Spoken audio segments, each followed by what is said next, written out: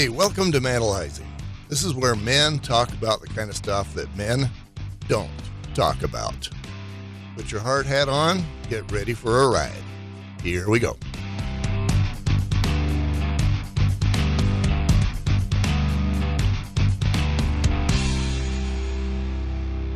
Hey, welcome to Manalizing. In this episode, I'm interviewing Teigun Peterson. Now, Teigun is the fiance now of a young lady that I call my daughter.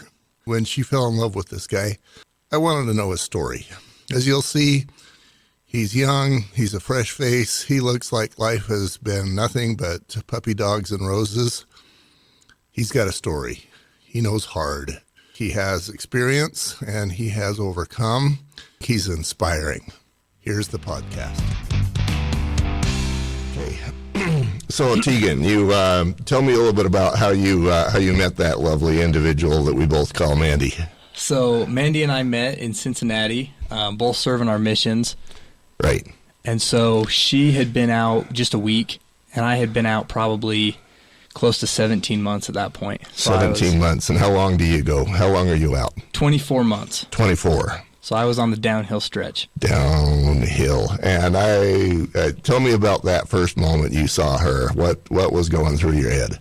It was really cool because on missions you're not necessarily supposed to have those kinds of interests in the young ladies, but it was kind of cool that, you know, she seemed a little bit different, and I really wanted to get to know her, but you have to be really strategic when you're in that situation. Yeah, what variety of different was she?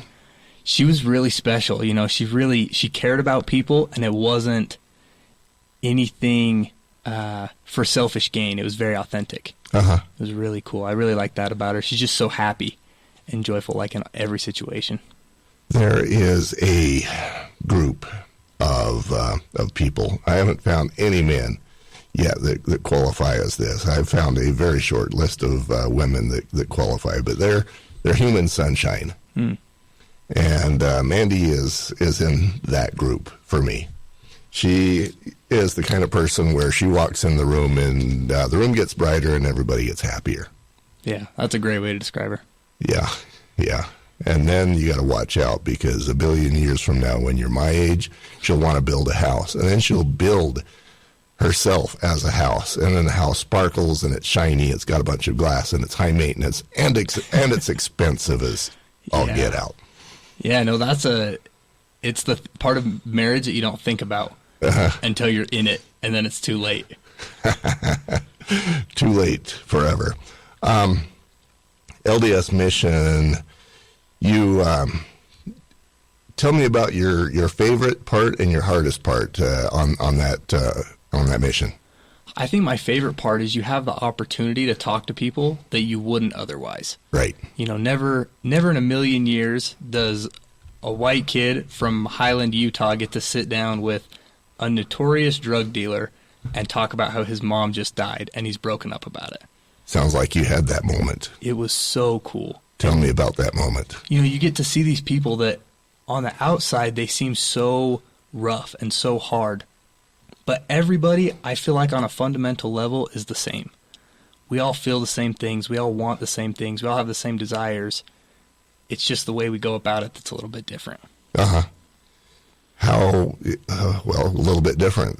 How did you go about life differently at that moment than he did, do you think? I think it's a lot of how we were raised.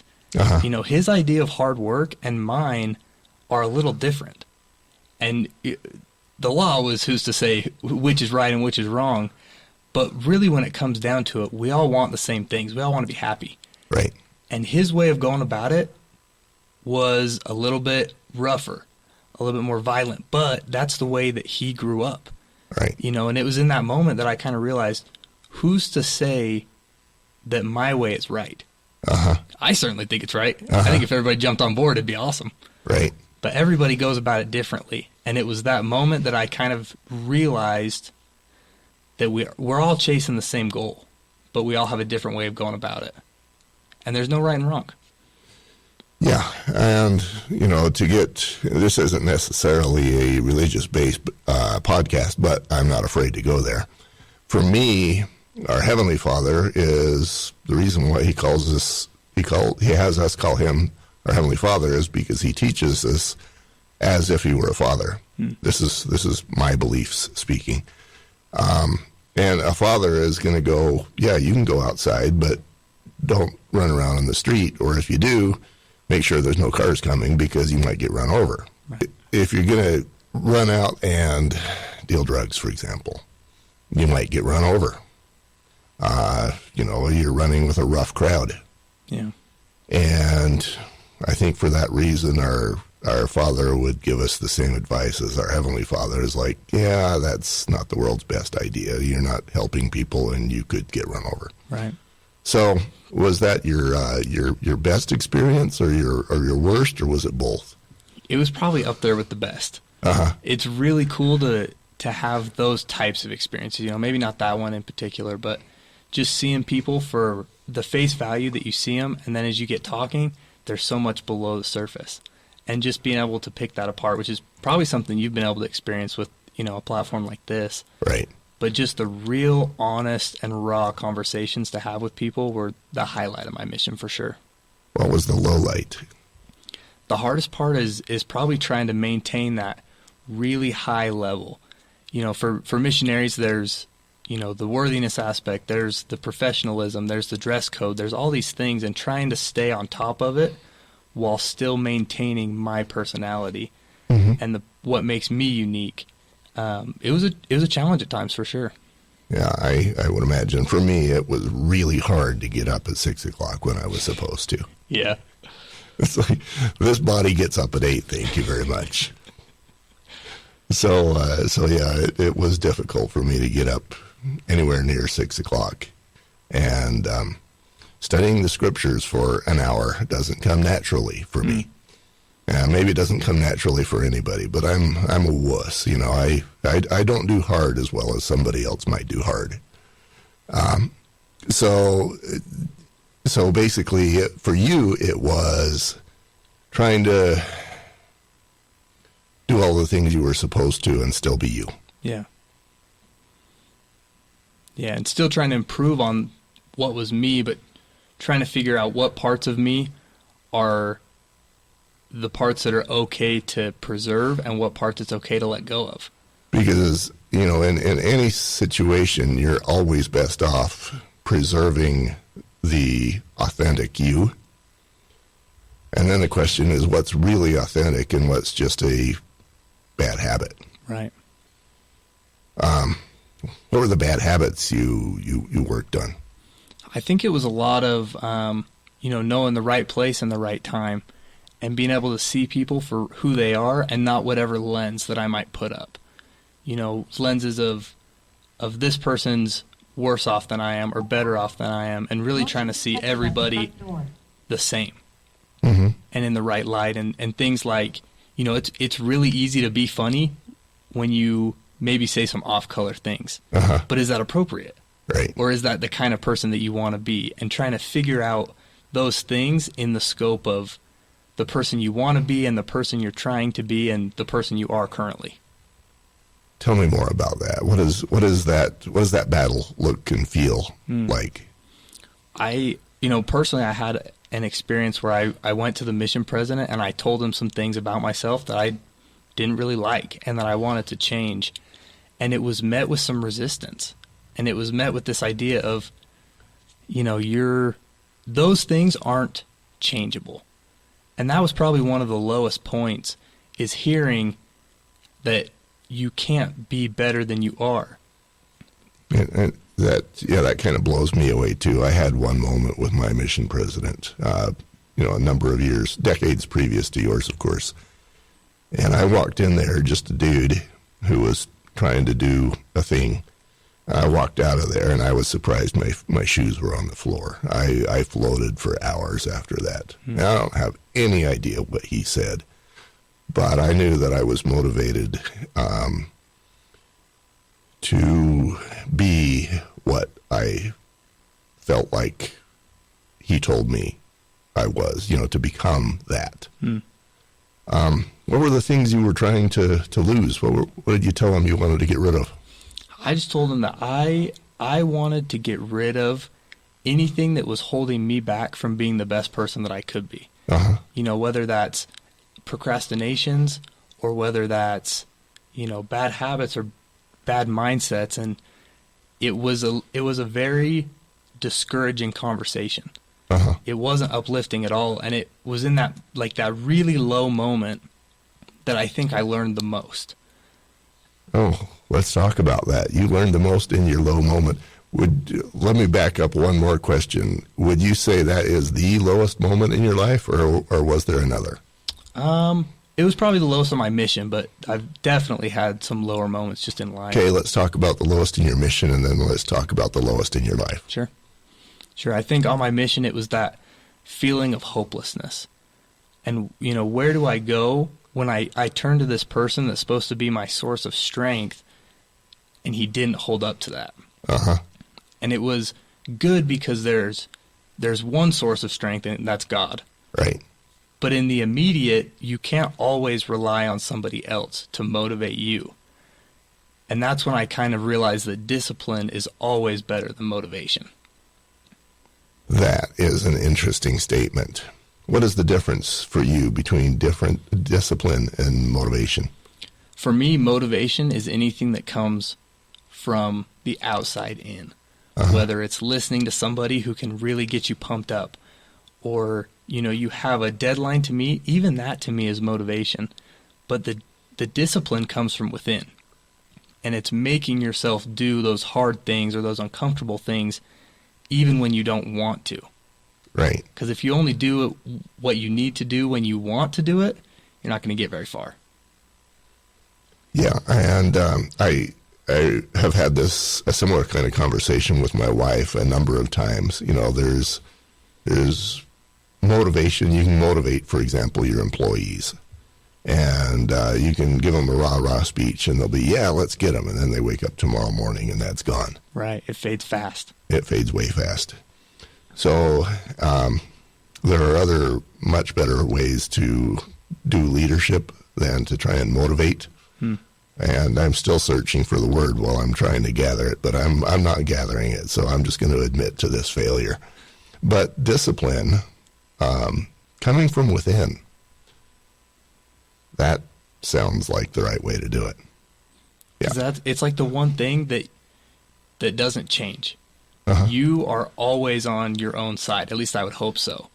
But if you rely on those outside sources, somebody's going to let you down at some point. That was the experience I had. I went to somebody for strength, and I didn't receive it. And I dare say, I know that Mandy had less than awesome experiences with the same dude. Yeah. And, sometimes the Lord's servants are still human beings. Right. And I may be oversimplifying, but they're still going to suck. Right. And that was a big thing for me, too, is to realize that everybody is trying to do the right thing. Uh-huh. And from my perspective, and I know for sure from Mandy's, he was a dirtbag, right? He was doing the worst thing, and it almost seemed like on purpose. But to really take the humble approach and to realize he's probably trying to do what he thinks is right. Right. It might not seem like that, and it might not be what's intrinsically right, but we're all trying to move forward at the same rate toward the same goal. And that was a huge realization, and getting past that is he's not trying to tear me down, right? His style of motivation maybe just didn't resonate with me. Uh-huh. And that's why it's so important that I had to know for myself where I was going and what I was trying to do, and not let, his style of trying to help it was detrimental. Right. But realizing that he's not a bad person, maybe just did some bad things. Yeah, maybe the way he was programmed resulted in advice that doesn't necessarily work for everybody else. Yeah, exactly. Yeah, and I've had those moments in my life as well. Siblings who I just left it was my lowest moment, and I ended up going to a sibling. We'll leave it there. Mm-hmm.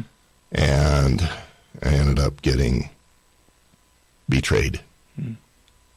And so 20 some odd years later, I still feel betrayed, and there's anger and there's resentment and there's a lot of those kinds of words. But it is true, now that you mention it, that he was probably trying to do what he thought was the best thing to do.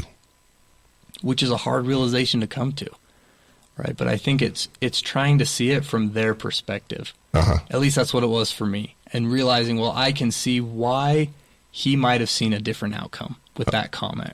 Right. Or whatever it was, but it's hard. And I think it's a learned skill. It's not something you just turn around and start doing, but as you practice that, with whatever it is, I think politics is a great example. It's so polarizing, and neither side is evil, but they're viewed as such by the other.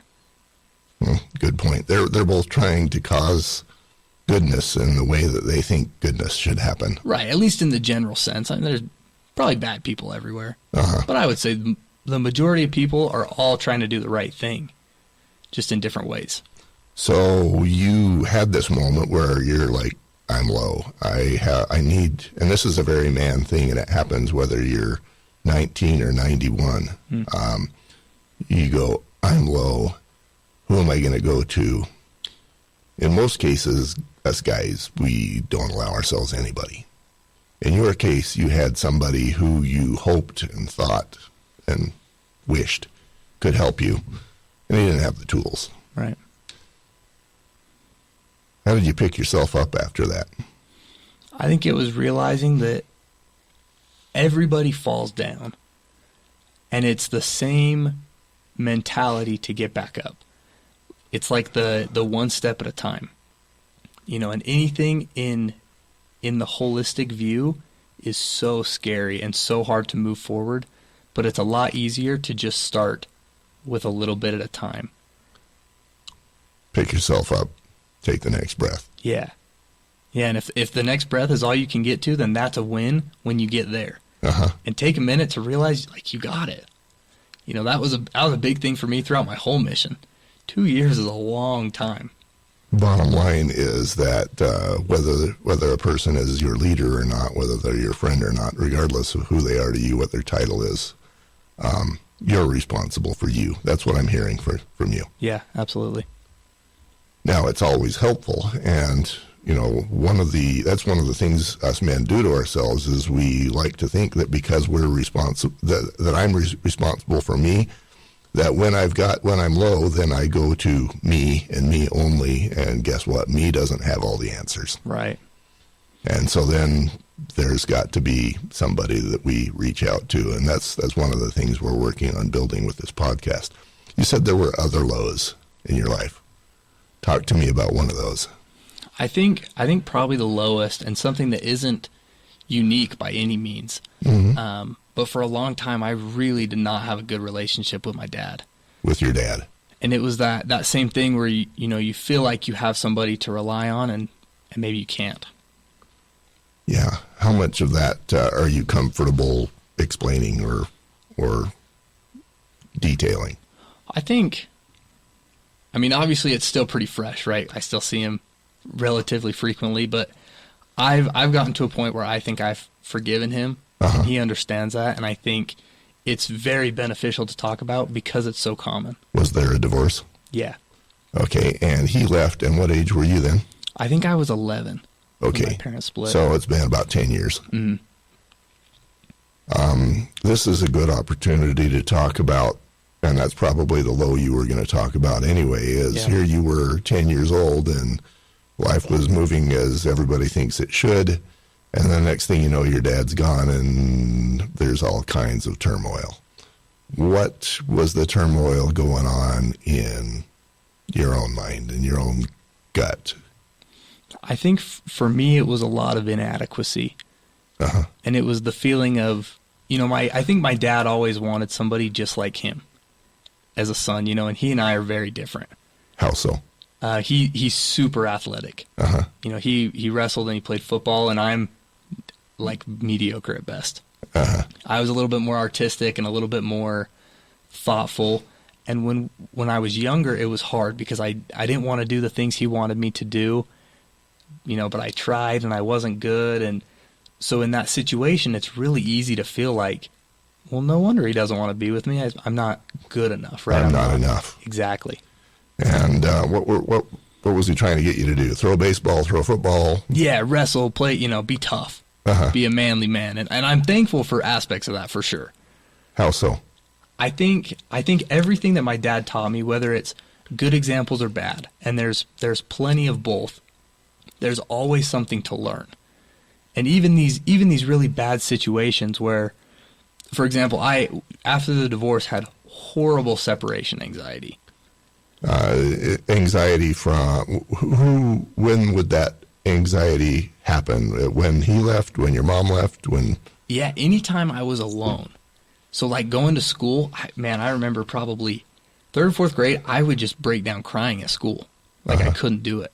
And it'd be my dad's weekend, and he knew that this was something I struggled with. And he would go out on a date and leave me with my brothers, and I would just break down. And it was almost like that feeling of the separation again and again and again. Oh. And it was things like that is a horrible experience, but I feel like is a chance to learn, to validate other people's feelings, even if they're not the same. From his perspective, I'm 12 years old. I should be able to stay at home by myself. Yeah.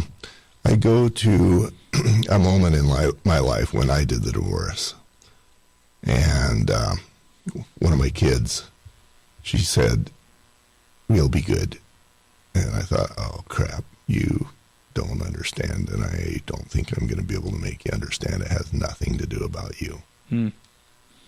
It's about I can't with the ex-wife. Yeah. But I think every kid is going to go to, they had the divorce because I'm not X. Right.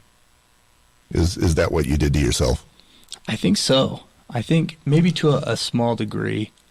And a lot of it was just so much anger, right? And you don't know what to do with it, especially when it's your dad. It's someone that you're supposed to look up to and someone you've been taught to respect.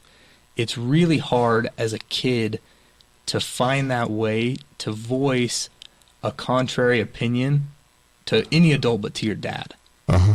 And that was something I really struggled with, is I didn't know how to tell him that I thought what he was doing was wrong, because who am I to say? Yeah, you're the kid. You're supposed to be, yeah, I get that. Exactly, yeah. So then you're all kinds of turmoiled. Yeah, and it lasted for a long time. And I think I built that resentment, and there was just so many things that I felt abandoned, I felt betrayed, I felt cheated, right? I felt like these women that he was taking on dates that he treated better than my mom, or these new kids. That was the hardest, man. He would bring these kids home, the other woman's kids, and just be so good to them. You always wonder, well, why am I not treated that way? I must be less than. Exactly. And it's a long time of that. And trying to sift through those feelings and understand the reason behind them. And for a kid, it's so hard. You just don't get it. No, you're never going to get it. You got teenage brain. Right. And that's just not going to process. I think I still have teenage brain a lot of the time. My wife tells me I've got 5-year-old brain. You've mended that relationship somewhat. Mm-hmm. How so? Well, it started where we didn't talk for a long time, and it was really tense. And there was a long period where it was just isolation. And we actually live in the same neighborhood, which makes it really hard. You see him all the time, and every time I would see him or he would text me or I would try and text him, it was just such a flood of emotion. And I finally decided, I think I was probably 17, that I was going to sit down and I was going to man-to-man tell him about this and explain what's going on. And that was probably the hardest thing I've ever done. Yeah, and I was thinking of that. It was like, when do we have a moment when we can sit down and say, this is how I feel? Yeah. You had that moment. Yeah, and it did not quite go according to plan. How so? It was hard. It was met with a lot of unwillingness to see the other side, like we were talking about earlier. And I think from both sides. It was a lot of I'm right and you're wrong, and I'm the adult and you're the kid, right? And or the vice versa. You don't ever listen to how I'm feeling or validate that. And it was really tense, you know, and I remember my stomach was all twisted up and I couldn't even think, and I was trying so hard not to cry because this is a man-to-man discussion. Right. But even at 17, like you just feel like you're on the verge of breaking down the whole time. And, you know, I go back to, I think it's 7 Habits by Stephen Covey. Mm-hmm. And he talks about how he was talking to a man who came up and complained to him after one of the meetings. He says, I don't understand my son. He doesn't listen to me. And Steve, I'm going to call him Steve. It's easier to say. He says, he says, say that to me again. The guy says, I don't understand my son. He doesn't listen to me. And the guy still didn't get it. And Stephen, Mr. Covey, he says, basically, I have to paraphrase because I don't remember it, but basically, how would your son ever understand you if you're expecting him to just listen to you? Or no, how would you expect to understand your son if you're only talking to him, basically, is the point. Oh, right, yeah, if you're not getting any feedback. Right. Yeah, if he's not talking, you're not going to understand him. Right. And as the dad, I think we're expected to have another set of skills where it's like, it doesn't really matter if I agree with you. I have to listen to you because I'm the dad. Often I think that's turned around where it's like, you have to listen to me because I'm the dad. But if that's the only rule in town, it doesn't work very well. Right. Right. It's very one-sided. Yeah. And it doesn't result in a relationship. Yeah. Right.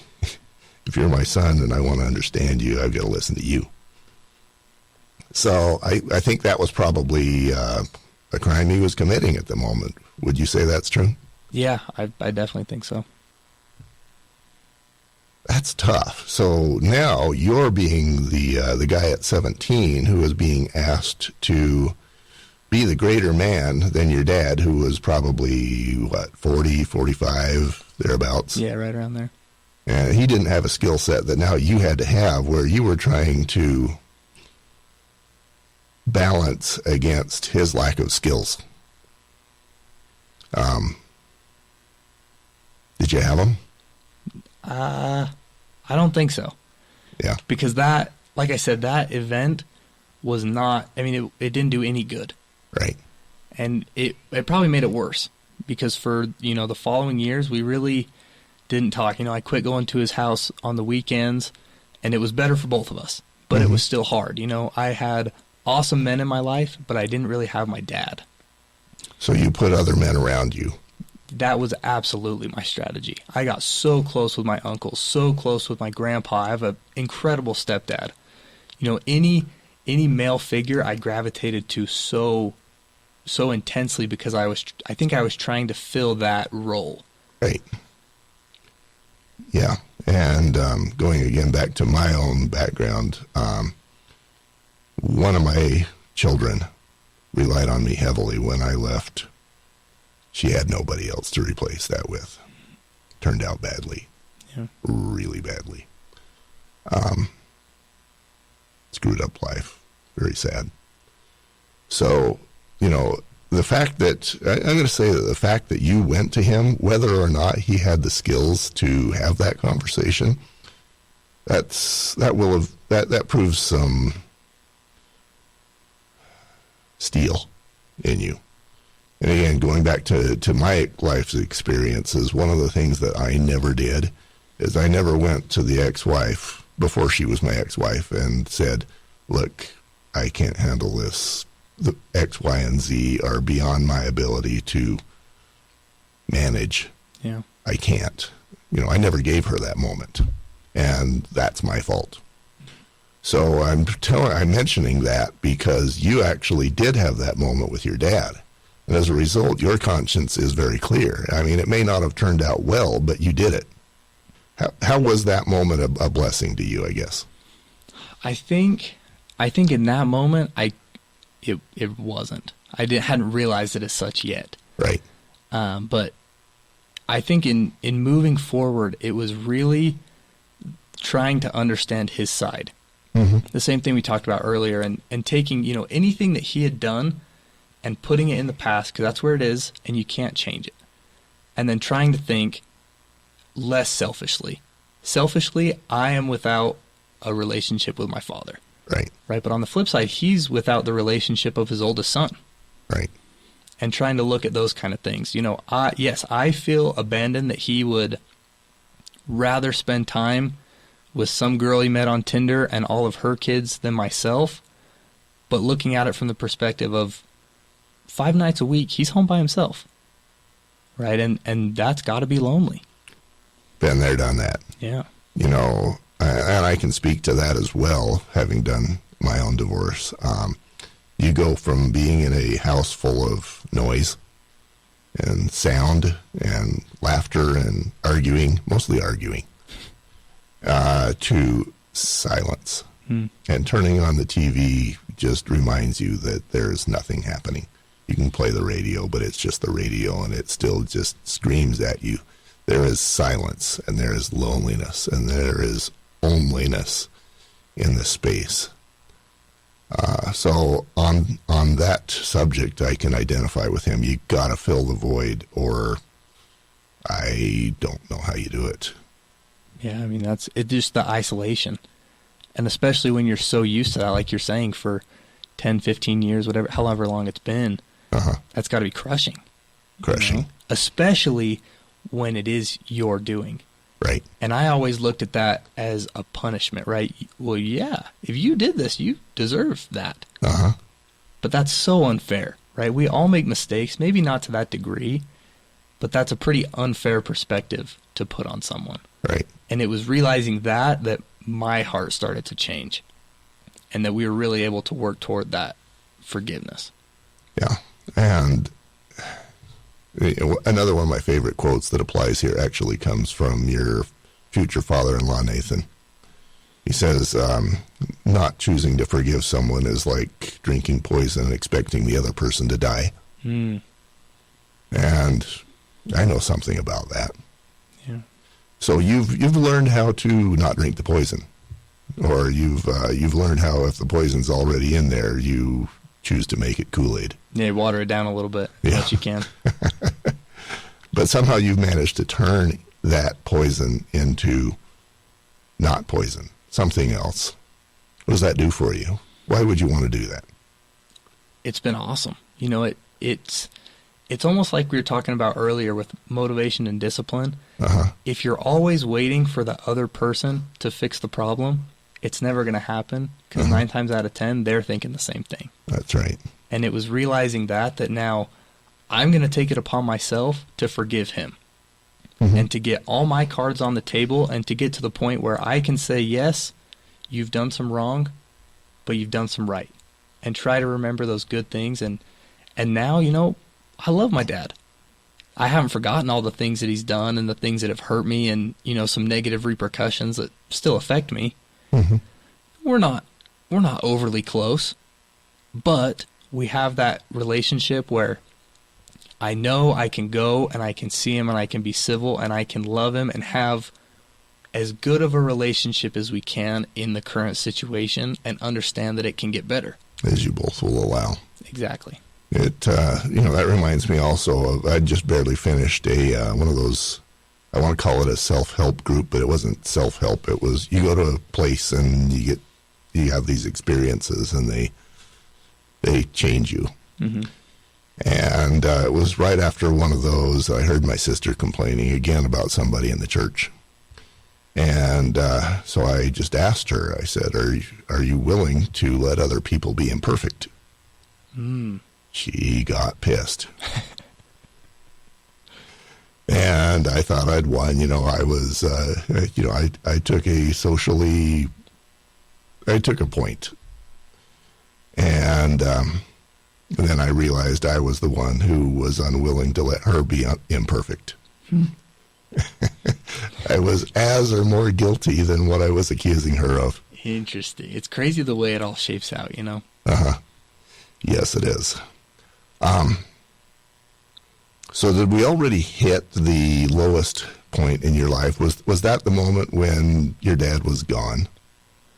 I think almost that point of, trying to man up and trying to fix it and being met with that resistance was probably as low, if not lower, than all the times before. So you actually tried to man up as the 11-year-old kid. And I was a little bit older that time, probably 14, 15, 16, somewhere in there. Okay, so now you're the adolescent, but you're the oldest. So the man card falls on you. I very much felt like that, because I felt like every other weekend I had to take care of my brothers. Right. And whether I did or didn't, both could be argued. But in my mind, I was now the provider at 14 years old. And I think I took that maybe too seriously sometimes, and I felt like I had to protect my mom, and like all these roles were put upon me, and I had no idea what to do with them. Yeah, and at 14, there's no way you could handle a role like that. No way. And yet you tried to do it anyway, and I'm sure that caused a lot of things. Yeah, that's not something I've ever dealt with, and I can only imagine. But what I see is a couple of very difficult moments. So you're that age, you go to your dad, he shuts you down. Now fast forward another half dozen years, you go to your mission president with problems and he shuts you down.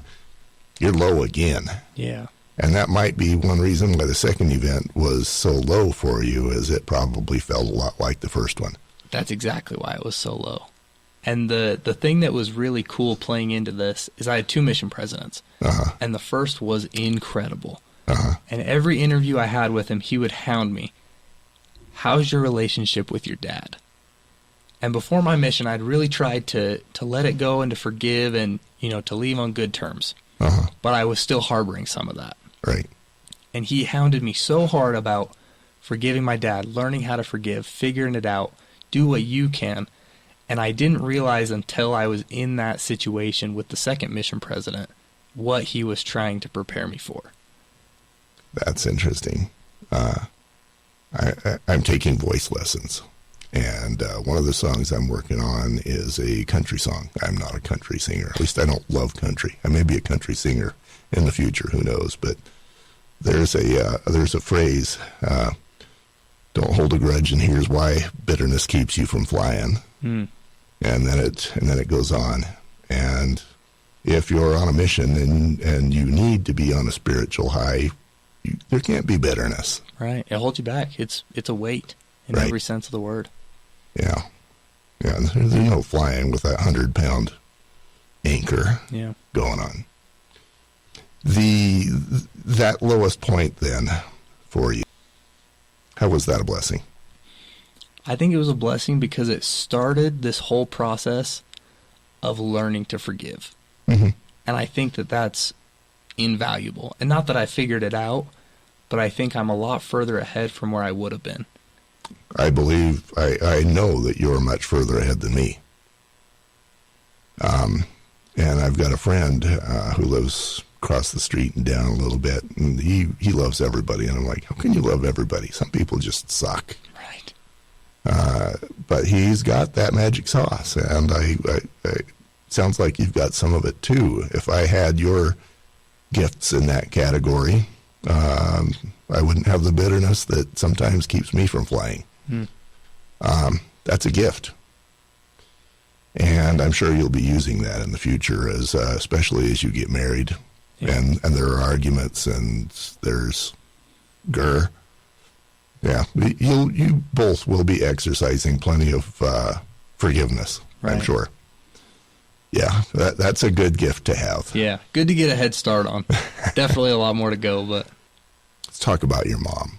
What did you learn from her? She is awesome. She is so tough, and I think that that's one of the things that I really admire about her and that I've tried to emulate is she's very selfless. Okay. She's always thinking about somebody else. There was weeks I remember when we were real young and she would work 70-hour weeks, right? And that's so hard when you've got, I was the oldest. I don't remember how old I was, but I have twin brothers that are 2 years younger than me. Yeah, so you're the mom trying to work that many hours to keep the kids fed, with one of them having separation anxiety issues. Yeah. Yeah, and she's awesome, and she still is. And just that, the grit and the toughness that she has, but also her skill to forgive. Because she's got this situation where she's, there's this, anything that my dad did to me, I'm sure was worse for her. I can't imagine being on that end of a divorce. But she's forgiven, or at least reconciled enough to where she's coordinated the wedding with him. Right? We want him to be involved, and she's more than willing to work with him. She coordinated his wedding. Sorry, my wedding. Okay. With but keeping him involved. And she intentionally kept him involved. Yeah. I remember we sat down with Nathan and Brenda a few nights ago, and we were talking about what the dads were going to wear, and I made the point that I don't want my dad to feel left out. Right? He doesn't have to buy a suit if he doesn't want to, but why don't we get him a flower? Why don't we get him the same color tie? And my mom was leaps and bounds ahead of me on that. She had already reached out to him with what needed to be done, and she was counting him and all the, the counts and the things, and I just thought that is so powerful, that she's gotten to that point of forgiveness that now she's trying to include him. Yeah. Yeah. I am definitely not as far down the road as your mom either. She's incredible. She really is. Yeah. Yeah. Why do you think God chose her to be your mom? What 3 traits does she have that you desperately needed and had to have? I think somebody that was selfless, somebody that was forgiving, especially because I'm even noticing this now. I'll make her so mad unintentionally, and she's so quick to forgive. And I think that's such a huge trait for someone in that situation, because she could have more harbored animosity than anybody else. And it would have really weighed her down, and she certainly wouldn't be where she is. And so I've had a great example of forgiveness, a great example of hard work, and a near perfect example of making the most of whatever situation you're in. Do you think that if your mom knew that a nasty divorce that would level the entire family would also result in you and perhaps your brothers learning those traits, would she pick that? I think she would. I think that she has seen the benefits, and she knows what kind of good has come from such a bad situation.